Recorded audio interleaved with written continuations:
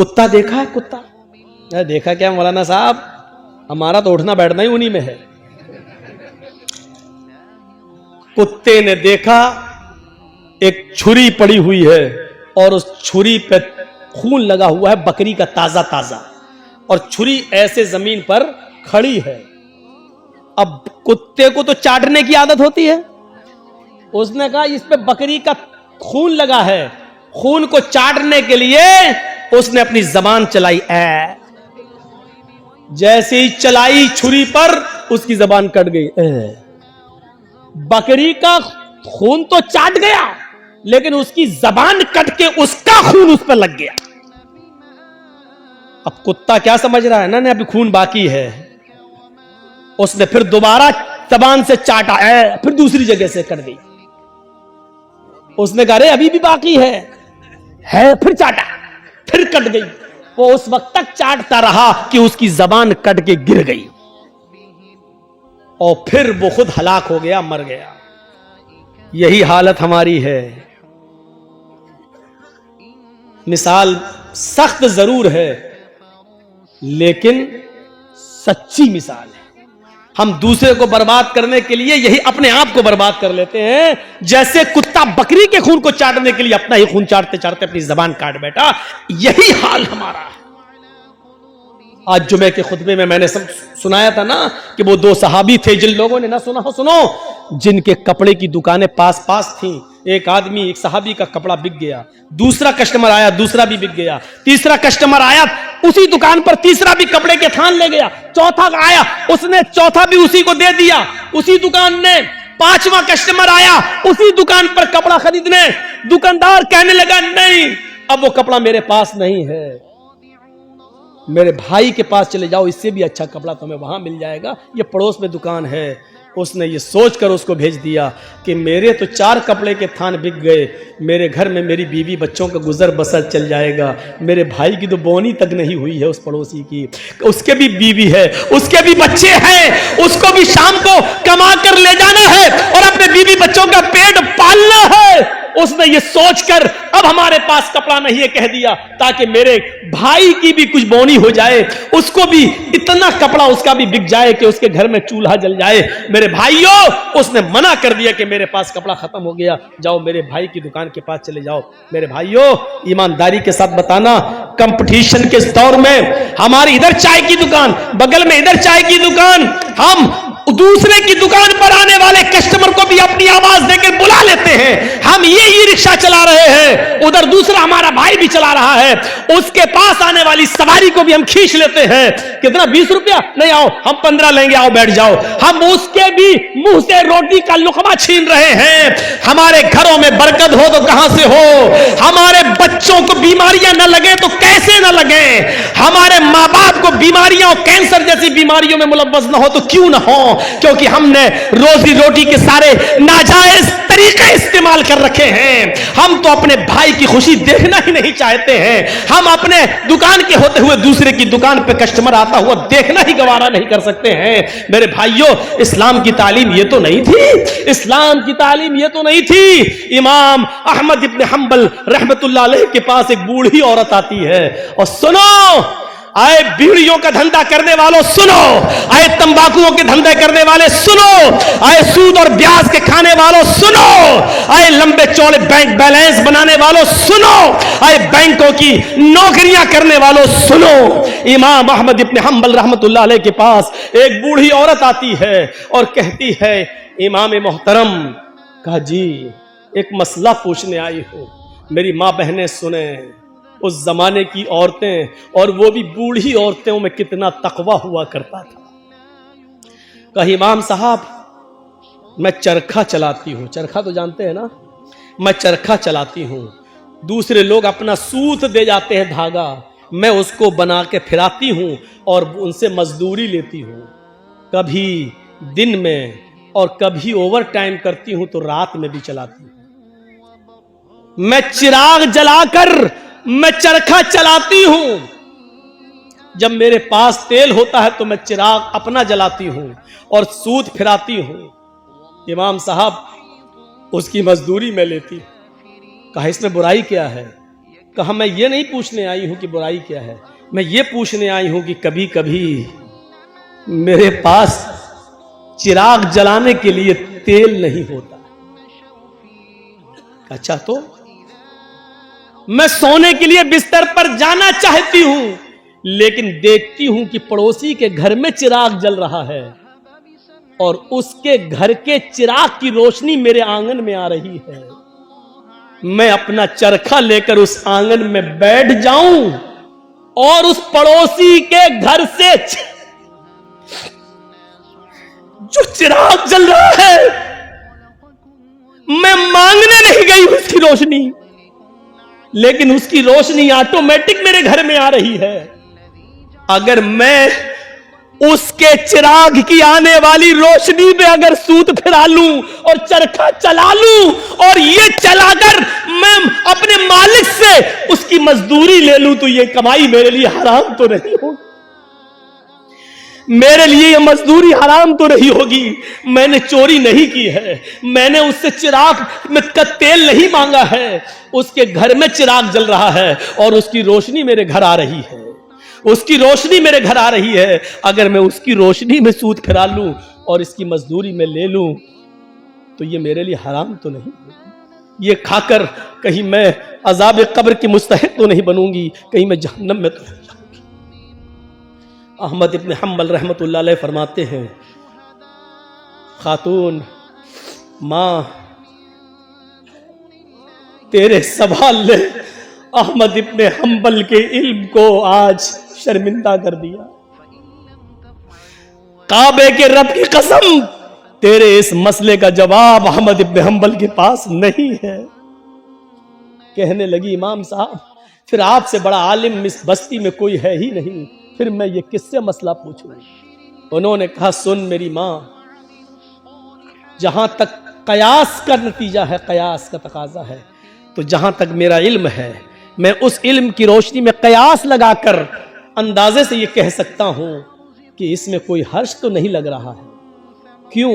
क्योंकि तू मांगने नहीं जा रही है, वो अचानक आ रही है। तेरे घर में भी दीवार नहीं है और उसके घर में भी कोई दीवार नहीं है, और उसके चिराग की रोशनी आ रही है तेरे घर, तो इसमें तेरा क्या कसूर है? बज़ाहिर तो इसमें कोई बुराई नहीं लग रही है, लेकिन अगर तुम्हारा दिल आमादा नहीं है तो मेरी मां, इससे भी बच जाओ तो बेहतर है, इससे भी परहेज कर लो तो बेहतर है, इससे भी, क्योंकि वो है तो दूसरे ही की रोशनी, है तो दूसरे ही की रोशनी। बहरहाल अगर तुम इससे भी परहेज कर लो तो ये ज्यादा बेहतर है तुम्हारा। जब वो औरत वहां से जाने लगी बुढ़िया, तो इमाम अहमद इब्न हम्बल ने लोगों से पता लगवाया कि ये किसकी बेटी है, इसके बाप का क्या नाम था। बताया होगा किसी ने कुछ जो मेरे जहन में नहीं रहा। अहमद इब्न हम्बल फरमाते हैं कि आज के जमाने में ऐसी बूढ़ी औरतें मौजूद हैं, जरूर इसका बाप कोई आलिम कुरान होगा, आलिम हदीस होगा, क्योंकि ऐसी तरबियत अपनी औलाद के अंदर कोई बड़ा आलिम ही पैदा कर सकता है। बुढ़ापे की इस दहलीज पर पहुंचकर भी इस औरत की हालत यह है, इस बुढ़िया की हालत यह है कि पड़ोस से आने वाली रोशनी में भी, उस चिराग की रोशनी में भी चरखा चलाने के बारे में सोच रही है कि ये चरखा चलाएंगे तो ये कमाई मेरे लिए हलाल होगी या हराम। तब ऐसे लोगों की नमाजें अर्श से टकराएं और अल्लाह कबूल न करे, ऐसा हो ही नहीं सकता है। मेरे भाइयों, इधर हम नमाज पढ़ के निकलते हैं, जो मैं सर बसजदा हुआ जमी पर, तो आसमां से आने लगी ये निदा, तेरा दिल तो है सनम आशना, तुझे क्या मिलेगा नमाज। एक हमारा तकवे का हाल है, एक हमारी परहेजगारी का हाल यह है कि यहां से निकले नमाज पढ़ के, मालिकी यौमिद्दीन, तू कयामत के दिन का पूरा पूरा मालिक है। इय्याका नअबुदु व इय्याका नस्तईन, तेरी ही इबादत करते हैं, तुझसे ही मदद मांगते हैं।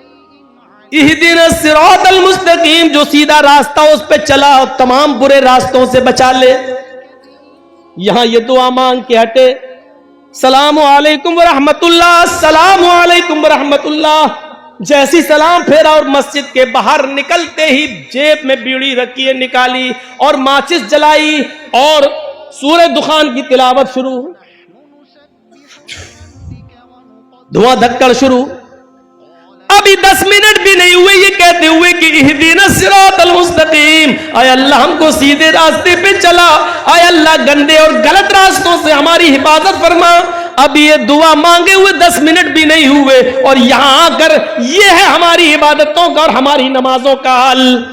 मेरे भाइयों, जायजा लो, इमाम अहमद इब्न हंबल के पास जो बूढ़ी औरत आती है, उस औरत के सवाल से जरा इबरत हासिल करो कि हमारी इबादतें अल्लाह के यहां कबूल हो भी रही होंगी या नहीं हो रही होंगी। सोचो तो सही, गौर तो करो। मेरे भाइयों, यहां आदि इब्ने उमैर है, जंग बदर में गिरफ्तार करके लाए जाते हैं। आदि इब्ने उमैर है, गिरफ्तार करके लाए जाते हैं, पकड़ के लाए जाते हैं, पैरों में बेड़ियां डाल दी जाती हैं। ये आदि इब्ने उमैर मुसाब इब्ने उमैर के भाई हैं, भाई मोमिन है और आदि काफिर है। मुसाब सहाबी और आदि काफिर, दोनों भाई हैं, सगे भाई हैं। अल्लाह के नबी सल्लल्लाहु अलैहि वसल्लम ने फरमाया कि जो गिरफ्तार करके काफिर लाए गए उनके पैरों में बेड़ियां डाल दो। आदि के पैरों में जब बेड़ियां डाली जाने लगी तो मुसाब इब्ने उमैर वहीं खड़े हो गए और जो उनके पैरों में बेड़ियां डाल रहा था सहाबी, आदि इब्ने उमैर के पैरों में वहीं खड़े होकर मुसाब इब्ने उमैर कहने लगे, आए सहाबी अपने दोस्त से, आए दोस्त इसके पैरों में बेड़ियां जरा टाइट डालो, यहां से कस दो, मैं इसको अच्छी तरीके से जानता हूं, ये लॉक तोड़ने में, जंजीर तोड़ने में बड़ा माहिर है, यहां से टाइट कर दो वरना ये तोड़ के भाग जाएगा। जब मुसाब इब्ने उमैर ये कह रहे थे कि इसके पैरों में यहां से टाइट करो, यहां से टाइट करो, यहां से लॉक लगाओ, तो आदि इब्ने उमैर को इतना गुस्सा आ रहा था कि मारे गुस्से के आदि चीख पड़ा, आए मुसाब तुझे शर्म आनी चाहिए, तू उसी उमैर का बेटा है जिसका बेटा मैं हूं, तेरी रगों में उसी बाप का खून तोड़ रहा है जिसका खून हमारी रगों में तोड़ रहा है, लेकिन आज तुझे भाई कहते हुए शर्म आ रही है। तेरी गैरत कैसे गवारा कर रही है कि तेरी आंखों के सामने तेरे सगे भाई के पैरों में बेड़ियां डाली जा रही हैं और तू देख रहा है खड़े होकर, और देख ही नहीं रहा है बल्कि मशवरा दे रहा है कि यहां से टाइट करो। थूकता हूं तुझ पर, भाई कहते हुए शर्म आती है तुझे। इधर मुसाब इब्ने उमैर कहते हैं, चुप, खामोश, तू भाई है मेरा? नहीं, तू मेरा भाई नहीं है। आदि कहता है, क्या उमैर तेरा बाप नहीं है? क्या मेरी मां तेरी मां नहीं है? क्या उमैर का खून तेरी रगों में नहीं दौड़ रहा है? क्या मेरी मां का दूध तेरी रगों में खून बनकर नहीं दौड़ रहा है? जवाब दिया, उमैर मेरा बाप है, ये सच है। तेरी मां मेरी मां, ये सच है। तूने और मैंने एक ही मां का दूध पिया है, ये भी सच है। तेरी और मेरी रगों में एक ही बाप का खून दौड़ रहा है, यह भी सच है। लेकिन यह सच नहीं है कि तू मेरा भाई है। जानता है मेरा भाई कौन है? आदि ने कहा, फिर कौन है अगर मैं तेरा भाई नहीं हूं? मेरा भाई वो है जो तेरे पैरों में बेड़ियां डाल रहा है। ये तेरा भाई है? हाँ, इसलिए कि मेरे भाई ने कलमा पढ़ा है, अशहदु अल्ला इलाहा इल्लल्लाह व अशहदु अन्ना मुहम्मदन अब्दुहु व रसूलुहु। बुखारी शरीफ की हदीस के इस वाक़े से हमें यह पता चलता है मेरे भाइयों कि इस्लाम लाने के बाद, ईमान कलमा पढ़ने के बाद, ला इलाहा इल्लल्लाह मुहम्मदुर रसूलुल्लाह का इकरार करने के बाद, इस्लामी रिश्ते से कलमे की बुनियाद पर अपने साथी की जो इज्जत होती है वो फिर सगा भाई भी वो दर्जा नहीं रखता है। क्या जवाब दिया? खूनी रिश्ते को कुर्बान कर दूंगा, लेकिन कलमे की बुनियाद पर ये मेरा भाई है, इस रिश्ते को मैं कुर्बान नहीं करूंगा। आए आदि, तू मेरा भाई नहीं, मेरा भाई वो है जो मेरे पैरों में बेड़ियां डाल रहा है, इसलिए कि इसने कलमा पढ़ा है, अशहदु अल्ला इलाहा इल्लल्लाह व अशहदु अन्ना मुहम्मदन अब्दुहु व रसूल। इस कलमे की बुनियाद पर ये मेरा भाई है, तू भाई नहीं है। ये होता है इस्लामी रिश्ता। और इस्लामी रिश्ता इतना अहम होता है कि उसके लिए खूनी रिश्ते को कुर्बान कर दिया जाता है। अरे कम से कम उतना ही करो जो अपने लिए पसंद करो, वो अपने भाई के लिए पसंद, अपने मुसलमान भाई के लिए पसंद कर लो, यही काफी, इतना ही करो आज के जमाने में। सईद इब्ने जुबैर को हज्जाज इब्ने यूसुफ की पुलिस ढूंढ रही थी। सईद इब्ने जुबैर को हज्जाज इब्ने यूसुफ की पुलिस ढूंढ रही थी। हुक्म था उसको पकड़कर जिंदा मेरे पास लाओ, उसको कत्ल किया जाएगा। सईद इब्ने जुबैर बड़े नेक आदमी थे, लेकिन हज्जाज इब्ने यूसुफ ने बड़े नेक लोगों को ही कत्ल किया है। एक एक करके न जाने कितने सहाबा को उसने कत्ल किया है। हज्जाज इब्ने यूसुफ ने सईद इब्ने जुबैर को पुलिस ढूंढ रही थी, पुलिस तलाश कर रही थी, लेकिन सईद इब्ने जुबैर किसी के हाथ नहीं लग रहे थे। रात को वो बहुत सी दूरी तय करके हज्जाज इब्ने यूसुफ की सल्तनत से निकलना चाह रहे थे, उसके मुल्क से बाहर भागने की कोशिश कर रहे थे ताकि मेरी जान बच जाए। लेकिन रात का वक्त था, अंधेरे में फायदा उठाकर वो जाया करते थे, और जब सुबह होती थी तो कहीं पनाह ले लिया करते थे ताकि हज्जाज इब्ने यूसुफ की पुलिस हमको न पकड़ ले। एक दिन रात को इशा की नमाज के बाद किसी मुसलमान के घर वो खाना खाने के लिए रुके थे, और मुसलमानों ही में से किसी ने जासूसी कर दी। हज्जाज इब्ने यूसुफ की पुलिस को बता दिया कि सईद इब्ने जुबैर फला आदमी के घर रुके हुए हैं, और रात का हिस्सा गुजरने के बाद वो इस घर से निकलेंगे और वो फिर भागेंगे।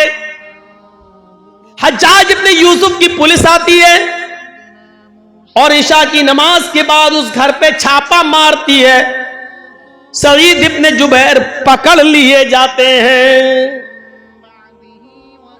अब बताता हूं जासूसी किसने की? अपनों ने, अपने ही जासूसी करते हैं। लॉकडाउन के मौके पर आपने देखा होगा हमारे उत्तर प्रदेश में तो वही हाल था, जब हर चीज का गोश्त बंद था, कुछ नहीं ले सकते थे, और चोरी छुपे कोई अगर भैंस काट लेता था तो अपने ही लोग जासूसी करते थे, फलां के घर में भैंस हुई है, और पुलिस आकर छापा मारती थी, जितने की भैंस नहीं उससे ज्यादा जुर्माना वसूल करती थी। अपने ही जासूसी करते हैं, इनाम का लालच होगा, इतना मिलेगा। सईद इब्ने जुबैर पकड़ लिए जाते हैं और सईद इब्ने जुबैर को हज्जाज इब्ने यूसुफ के पास लाया जा रहा है, लेकिन जहां पकड़े गए वहां से हज्जाज इब्ने यूसुफ इतना दूर है कि वहां तक जाने में 1 हफ्ता लग जाएगा। घोड़े पर, ऊंट पर बैठकर सफर किया जाए तो 1 हफ्ता लग जाएगा। कितना? 1 हफ्ता। लेकिन चल रहे हैं, नमाज का वक्त होता, वो नमाज पढ़ते, सफर में रोजा माफ है, लेकिन सईद इब्ने जुबैर सफर में भी रोजा रख रहे हैं, क्योंकि उनको मालूम हो चुका है कि अब मेरी मौत का वक्त करीब है, हज्जाज के सामने मैं लाया जाऊंगा और मुझे कत्ल कर दिया जाएगा। लिहाजा वो दिन में रोजा रखना शुरू कर दिए। जहां पुलिस वाले आराम करने के लिए रुकते वो वहीं नमाज पढ़ना शुरू कर देते और नफली इबादत करना शुरू कर देते हैं। सईद इब्ने जुबैर की इबादत पुलिस वालों को बड़ी पसंद आई, उनका अखलाक बहुत पसंद आया। हज्जाज किन दोनों पुलिस वालों ने 3 दिन के बाद कहा, देखो सईद इब्ने जुबैर बड़ा नेक आदमी है, अगर इसको हम हज्जाज के पास ले जाएं तो हज्जाज इसको कत्ल कर देगा, बेचारा बच्चों वाला आदमी है, बीवी बच्चे इसके महरूम हो जाएंगे, और हज्जाज को क्या मालूम कि हमने इसको पकड़ा है। ऐसा करो, इस बेचारे को छोड़ देते हैं, ये नेक आदमी है, अच्छा आदमी है, हज्जाज तो जालिम है, वो इसको कत्ल कर देगा। इन दोनों पुलिस वालों ने आपस में सलाह और मशवरा किया कि इस नेक आदमी के कत्ल की जिम्मेदारी हम अपने ऊपर न लें, छोड़ देते हैं इसको। ये दोनों पुलिस वाले सईद के पास आए, कहने लगे, सईद इब्ने जुबैर, आए सईद इब्ने जुबैर, तुम्हारी इबादत ने, तुम्हारे अखलाक ने मेरा दिल मोह लिया है। हम नहीं चाहते कि तुम्हें हज्जाज के पास लेकर चले, मेरा दिल चाहता है कि तुम्हें हम छोड़ दें। आए हज्जाज, ये रात का वक्त है, अंधेरे का फायदा उठाओ और तुम निकल जाओ। हज्जाज को तो मालूम नहीं है कि मैंने तुम्हें गिरफ्तार कर लिया है, हम उसके बाद जाएंगे और कह देंगे कि हमें सईद इब्ने जुबैर मिले ही नहीं। सईद इब्ने जुबैर ने कहा, तुम्हारी बड़ी मेहरबानी, मैं कसीरुल अयाल हूं, मेरे बच्चे ज्यादा हैं, मेरी बीवी है, बच्चों का बोझ है मेरे ऊपर, अगर तुम मुझे छोड़ रहे हो तो ये तुम्हारा रहमो करम है मेरे ऊपर। अच्छा है, छोड़ दीजिए भाई, मैं आपका ये एहसान कभी भूलूंगा नहीं। उन्होंने कहा एहसान की क्या बात है, आप मुजरिम नहीं है, हज्जाज आपका दुश्मन है, वो आपको कत्ल करना चाहता है। जाओ आए सईद, मैंने तुम्हें छोड़ दिया है, जाओ चुपके से, जाओ निकल जाओ। सईद इब्न जुबैर बड़े खुश होते हैं कि मुझे हज्जाज के पुलिस वालों ने छोड़ दिया, लेकिन उनकी खुशी ज्यादा देर तक न रही। वो थोड़ी दूर तक आगे गए होंगे, जैसे यहां से मौजमपुर बस आपका स्टैंड 1 किलोमीटर तकरीबन गए होंगे, मुश्किल से 1 किलोमीटर गए होंगे। और जाने के बाद वहां कुछ सोचने लगते हैं और सोचकर फिर वहां से वापस आते हैं। 1 किलोमीटर गए, लेकिन कुछ उनके दिमाग में आया और वहां से सोचकर वो फिर लौटे आए। और लौट कर आने के बाद उन दोनों पुलिस वालों के पास आ गए और कहने लगे, अरे हज्जाज इब्ने यूसुफ के पुलिस वालों, मुझे हज्जाज के पास ले चलो, मैं भाग कर छिप कर भागना नहीं चाहता, मुझे हज्जाज के पास ले चलो। पुलिस वालों ने कहा तुम्हारा दिमाग खराब है सईद, हज्जाज तुम्हारी जान का दुश्मन है, तुम्हें कत्ल कर देगा। कहा वो मैं जानता हूं कि वो मुझे कत्ल करेगा, फिर का इसके बावजूद मैं उसके सामने जाना चाहता हूं। पुलिस वाले कहते हज्जाज आए सईद, बेवकूफी मत करो, मैंने तुम्हें छोड़ दिया, फिर तुम क्यों आए। सईद इब्न जुबैर रोते हैं और रोते हुए कहते हैं, आए पुलिस वालों, तुम्हें नहीं मालूम जिस आदमी ने मेरी जासूसी की और तुम्हें यह बताया कि मैं इस घर में छिपा हूं, वो तो कहीं ना कहीं से देख ही रहा होगा, उसको तो यह मालूम ही होगा कि तुम दोनों ने मुझे गिरफ्तार कर लिया है, मुझे पकड़ लिया है। वो आदमी हज्जाज को यह खबर दे देगा इन दोनों पुलिस वालों ने सईद को गिरफ्तार कर लिया। आए पुलिस वालों, अगर हज्जाज को यह पता चल गया कि तुमने मुझे पकड़ लिया था और फिर छोड़ दिया, तो मैं तो बच जाऊंगा, लेकिन फिर तुम्हारा हश्र यह होगा कि तुम दोनों को खूनी चमड़े पर लिटाकर बिठाकर तुम्हारी गर्दनों को उड़वा देगा। और मैं ये नहीं चाहता कि मेरी जान बच जाए और मेरे बदले में तुम दोनों की जान चली जाए, मेरी गर्दन महफूज रहे और तुम दोनों की गर्दनें कट जाएं।